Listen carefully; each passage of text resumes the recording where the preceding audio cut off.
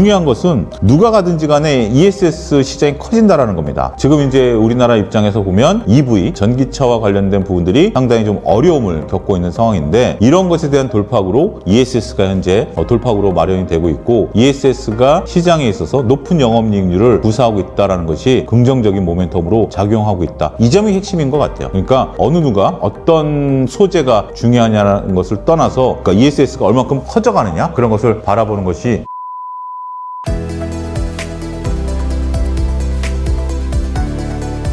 삼성전자 목표주가 33만 원 리포트도 나왔는데 현실성이 있을까요? 글쎄요, 제 단견입니다만 어느 정도까지는 가능성이 있다. 한 30만 원 정도까지는 좀 가능성이 있지 않을까 싶습니다. 물론 제가 삼성전자야 이제 목표가 나온 것들 다 읽어보지는 않았는데, 나름대로 그래도 영업이익에 기반해서 이제 올라간 거고, 두 가지입니다. 원래 주가는 EPS와 PR과의 관계거든요. EPS와 PR 관계. 그러니까 지금 삼성전자 실적이 올라가니까 EPS가 올라가는 거죠. 근데 지금 PR이 움직이지 않고 있어요. PR이 10배가 안 되다 보니까 PR이 최소한 10배 초반까지 올라가고 EPS도 올라가야 되는 거 아니야? 그러다 보니까 이제 30만 원대의 목표 주가가 나온 것으로 알고 있습니다. 그런데 서로 PER이 안 올라간다 하더라도, 우리가 삼성전자가 고속 성장하고 있는 부분에 있어서 외국인들 수급이 쉽게 안 들어오고 있기 때문에 PER, 주가 수익 비율을 10배를 안 준다 하더라도 EPS가 올라가니까 저는 어느 정도 달성 가능성이 있다라고 봐요. 그렇기 때문에 30만 원 정도까지. 근데 이게 이제 시청자 여러분들 생각에서는 당장 빠르게 간다라고 생각하시는 분들도 계실 겁니다. 근데 저는 빠르게 가는 것보다는 천천히 가는 게 오히려 더 좋을 수 있겠다. 지금 이제 우리 주식 시장에 있어서 삼성전자가 7, 8만 원에서 20만 원대까지 빠르게 오다 보니까 지금 이제 변동성이 큰 거 아니겠습니까? 천천히 가주는 것도 우리가 살 기회도 잡을 수 있고 여러 가지를 반영하는 것이기 때문에 천천히 간다라는 것이 우리가 처음에 20만 원 올 때랑 좀 다른 것 같아요. 우리가 10만 원에서 20만 원 다이렉트로 왔으니 20만 원, 30만 원 다이렉트로 가는 거 아니야? 라고 생각하실 수도 있긴 하겠습니다만, 그 부분은 조금 다를 수 있겠다. 그렇게 말씀드릴 수 있겠습니다. 2분기에도 반도체가 시장을 이끄는 흐름이 지속될까요? 저는 올해 삼성전자, 하이닉스 같은 반도체가 시장을 주도할 걸로 봅니다. 물론 그렇다고 해서 조선, 방산, 전력인프라가 시장을 주도 못하는 것은 아닙니다. 2차전지까지. 역시 시장을 같이 주도할 겁니다. 하지만 맏형으로서, 대장주로서의 역할은 충분히 할 것으로 보여집니다. 직전에 말씀드렸다시피 삼성전자가 30만 원까지 간다라면 주가가 한 50% 올라야 되는 거 아니겠습니까? 그러면 결국 지수도 6,500, 7,000까지 간다라는 얘기죠. 자, 우리가 지수 7,000을 부러지습니다.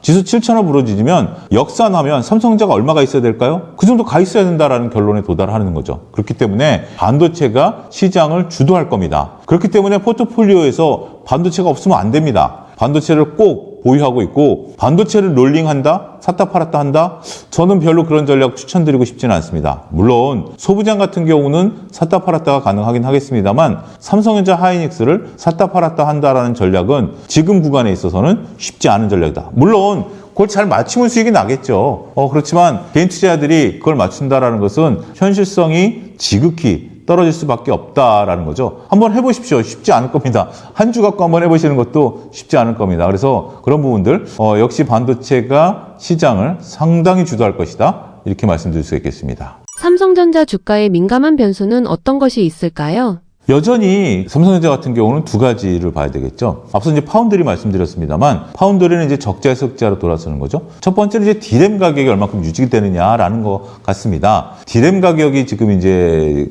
급등하면서 삼성전자의 실적을 굉장히 이끈 것으로 현재 지금 추측이 되거든요. 그래서 디램 가격이 얼마만큼 계속해서 고공행진을 하느냐. 제가 오늘 녹화일 기준으로 받은 질문 중에 하나가, 삼성전자 2026년 1분기가 피크아웃 아닌가라는 질문을 살짝 받았어요. 물론 워낙 호실적이 나오니까 그런 질문도 당연히 하겠죠. 그렇지만 저는 그렇게 생각하지는 않습니다. 아직까지 우리가 올해 300조 이상의 영업이익이 나올 것이다라고 보여지면 1분기가 피크아웃은 아닌 것으로 보여져요. 그런데 이제 디램 가격이 꺾이느냐 여부는 한번 면밀히 좀 지켜봐야 될 것 같아요. 조금 조정을 받을 가능성도 배제할 수 없죠. 하지만 지금 당장은 아닐 거예요. 그래서 삼성전자를 우리가 쳐다볼 때 지금 이제 주가에 대한 핵심 변수에 대한 질문 아니겠습니까? 그래서 디램 가격이 얼마만큼 얼마만큼 변동성을 보이느냐, 이게 첫 번째고요. 두 번째는 HBM4를 얼마만큼 활발하게 납품하느냐, 이것도 관건이 될 것 같아요. 그러니까 결국 우리가 2025년에 삼성전자를 바라볼 때 HBM4가 빨리, 그때 당시엔 3죠. 3를 언제 납품하느냐인데 지금 이제 4를 양산 단계로 들어간 거 아니겠습니까? 양산 단계로 들어간 HBM4를 얼마만큼 우리가 거기서 매출과 영업이익을 땡기느냐, 이 부분이 관건이 될 것 같아요. 이게 삼성전자의 주가를 움직이는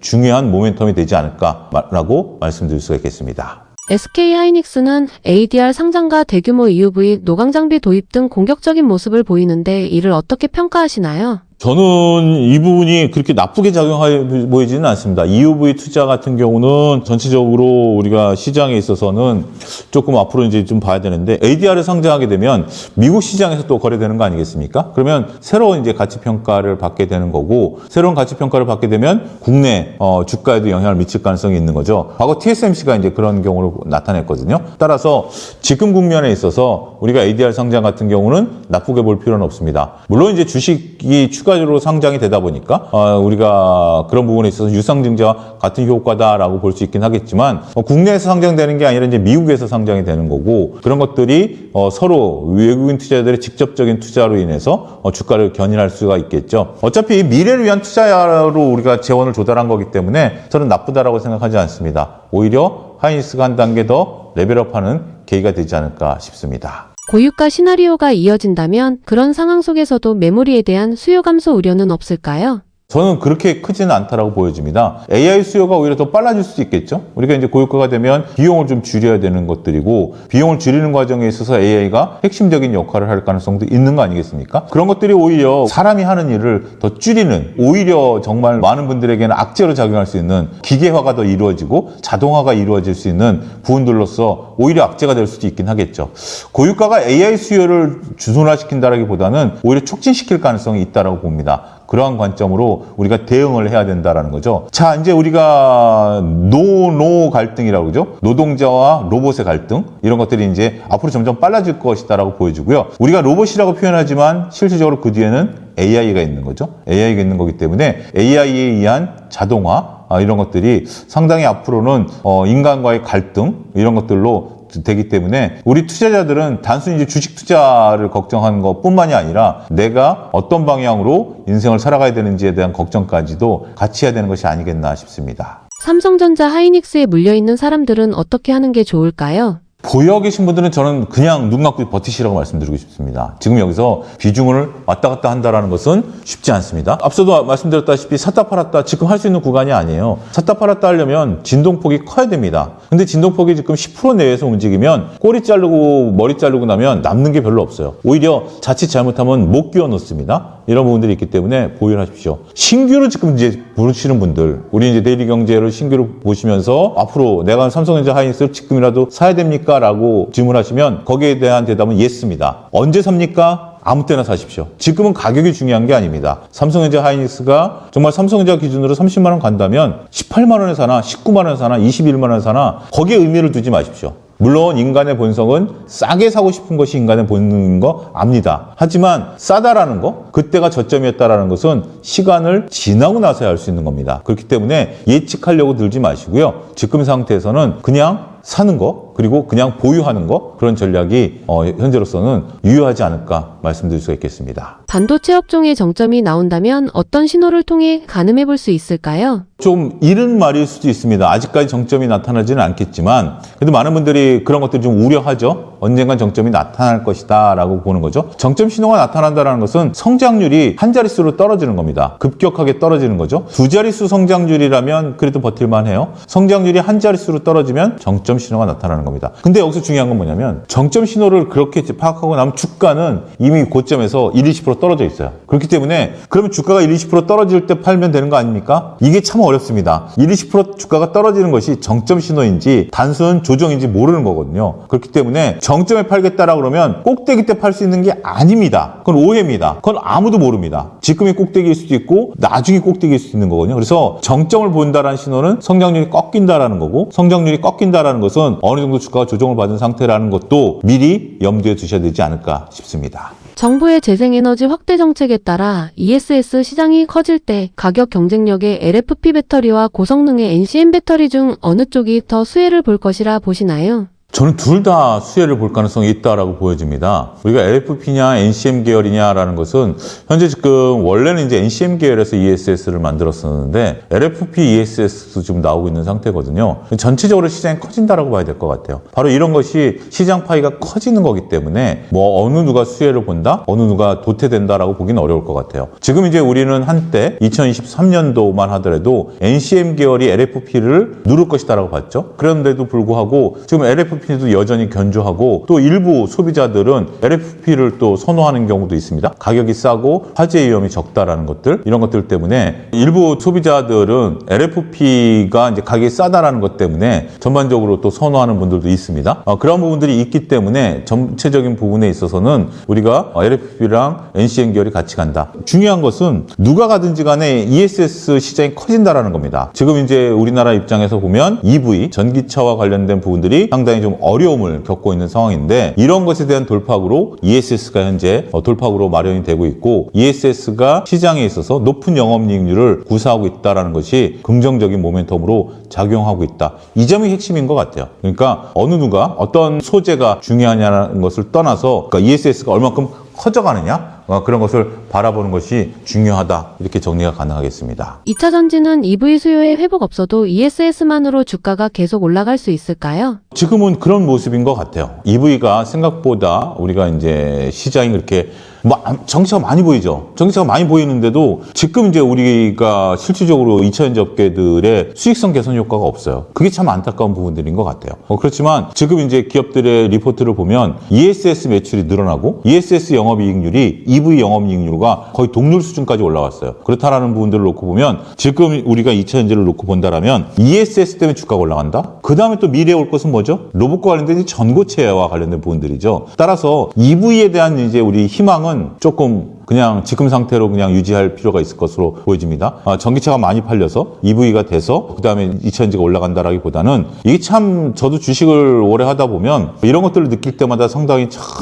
그 감회가 새로운데 기업들이라는 건 참 생물체 같아요. 그러니까 하다가 안 되면 또 변모하고 또 새로운 길을 찾고 소비자들도 그렇고 그렇기 때문에 지금 EV에서 ESS로 변모하는 그런 시장이다라고 말씀드릴 수 있겠죠. 따라서 ESS와 관련된 모멘텀들을 우리가 긍정적으로 볼 수 있는 상황이다라고 말씀드릴 수가 있겠습니다. ESS 시장이 개화할 때 대규모 수주를 따내는 셀 제조사와 수익성이 더 높은 핵심 소재사 중 어디가 실질적인 투자 매력도가 더 높을까요? 둘 다 돈을 벌겠지만 실질적으로 저는 셀이 더 돈을 더 많이 벌 수 있을 것이다라고 보여집니다. 우리가 이제 ESS와 관련해서 이제 소재사들도 상당히 이제 납품들을 많이 하고 있는 상태이긴 합니다만 셀과 소재 중에 누가 돈을 벌느냐? 결국은 저는 셀이 가장 먼저 돈을 벌고 주가도 셀이 좀 안정적으로 움직이는 것이 아니겠나라고 보여지는 거죠. 왜냐하면 우리가 소재 같은 경우는 꼭 ESS뿐만이 아니라 EV용 다 같이 만드는 거 아니겠습니까? 다 같이 이제 되는 거고 이제 특정 제품에 대한 소재도 만들어내는 부분들이 있긴 하겠습니다만 그걸 통합적으로 만들어내서 우리가 매출을 일으켜내는 셀이 조금 더 비교 우위에 있지 않을까 말씀드릴 수가 있겠습니다. AI 데이터 센터 내부의 연결 방식이 기존 구리선에서 광 케이블로 바뀌는 교체 수요가 단발성 이벤트인가요? 아니면 향후 몇 년간 지속될 구조적 변화인가요? 저는 현재로서는 단기 이벤트로 봅니다. 우리가 이제 장기적으로는 가겠죠. 근데 우리가 반도체와 관련해서 액침 냉각도 얘기를 했었고요. 유리기판도 얘기했었고요. 여러 가지 얘기를 했어요. 미래는 그렇게 될 겁니다. 역시 광통신도 마찬가지입니다. 저 미래는 될 거라고 보는데 지금 시장에 있어서는 지금 현재 수준으로 투자를 하고 있는 상태에서 광통신이라는 새로운 기술이 나타난 건 맞아요. 그리고 앞으로도 우리가 데이터를 처리하는 속도라든지 아니면 뭐 발열 문제라든지 여러 가지 문제에 있어서 충분히 광통신이 곽광을 받을 것이다라는 거 맞습니다. 하지만 우리가 조금 전에 들었던 예와 마찬가지로 이것은 지금은 단기 이벤트일 가능성이 현재로서는 농후하다.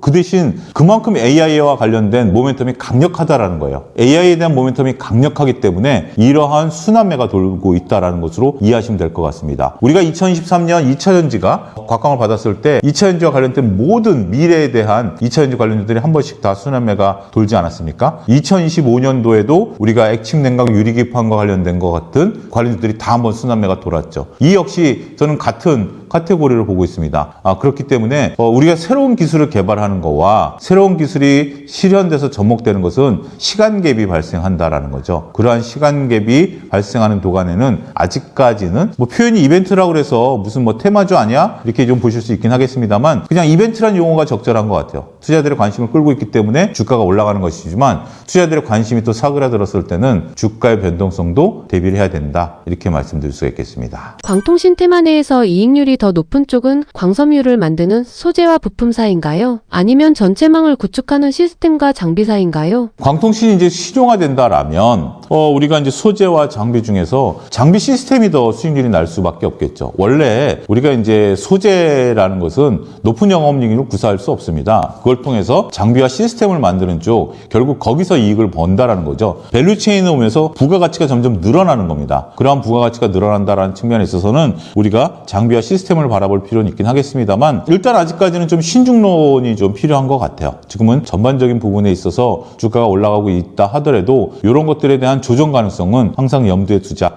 그리고 어떠한 산업이든지 간에 밸류체인이 있어서 뒤로 갈수록 부가가치가 더 늘어난다. 이런 점은 기억해 두실 필요가 있지 않을까 싶습니다. 엔비디아가 광통신 기업들을 직접 찍어서 투자하는 게 국내 부품사들의 몸값을 실질적으로 높여주는 강력한 호재가 맞나요? 일단 이것도 이벤트이죠. 계속해서 좀 말씀드리기 중요한 건데, 결국 이제 엔비디아가 우리나라 기업을 얼마만큼 이제 쓰느냐라는 것에 이제 달려있다라고 볼 수 있겠죠. 만약에 이제 우리나라에 얼마큼 투자를 하고, 우리나라 기업이 이제 참여하는 기업 같은 경우는 주가가 정말 급등할 수밖에 없는 상황이 되겠죠. 우리가 이제 로봇 관련주들도 삼성에 투자한 이후에 삼성 로봇 관련주가 이제 급등한 것과 같은 이치다라고 좀 말씀드릴 수 있겠습니다. 따라서 이러한 내용은 뉴스 플로우를 꼼꼼하게 체크할 필요가 있지 않을까라고 말씀드릴 수가 있겠습니다. 오늘 말씀 주신 업종 외에 눈여겨볼 종목이나 업종이 있을까요? 어려운 질문입니다. 어려운 질문인데요. 우리가 지금 저는 두 가지를 보고 있습니다. 하나는 반도체고요. 반도체는 여전히 상수입니다. 반도체를 지금 상수로서 볼 수밖에 없는 것이 현재의 국면이죠. 반도체를 절대 놓치셔서는 안 됩니다. 최근에 떠오르고 있는 것은 저는 2차전지를 좀 보고 있습니다. 제가 이제 2013년도에도 그렇게 긍정적으로 보지는 않았습니다만 최근에 영업이익이 늘어난다라는 측면에 있어서 적자에서 흑자로 전환될 때 주가 퍼포먼스가 가장 좋거든요. 그런 부분에 놓고 보면 틈새 시장 전략, 어떻게 보면 지금 2차전지가 대세니까 틈새라고 보기는 어렵긴 하겠습니다만 2차전지 업종이 그동안에 우리가 조방, 원전, 자동차에 이어서 새로운 모멘텀을 나타낼 가능성이 있지 않을까 싶습니다. 마지막으로 하시고 싶은 말씀을 전해주세요. 제가 이제 데일리경제TV 시청자 여러분들에게 좀 말씀드리면 제 개인 유튜브 채널인 차영주TV를 다시 리뉴얼했습니다. 저는 이제 재무제표를 주로 읽어주고 종목에 대한 어떤 재무적인 해설, 리포트적인 해설을 하니까 데일리경제 좋아요, 구독 눌러주시고 곁들여서 차영주TV도 좀 찾아오셔서 구독, 좋아요를 눌러주시면 리포트 분석하고 종목 분석이니까 그런 것들을 같이 보시면 될 것 같아요. 자, 일단 어려운 시기입니다. 왜 어렵냐? 전쟁 때문에 어렵습니다. 전쟁 때문에 어렵기 때문에 우리가 기업의 이익을 제대로 봐야 되는데 제가 이제 지금까지 기업의 이익과 관련된 부분들을 많이 말씀드렸고 그런 부분들에 계속해서 주목하십사라고 말씀드리면서 오늘 방송 마치겠습니다. 감사합니다.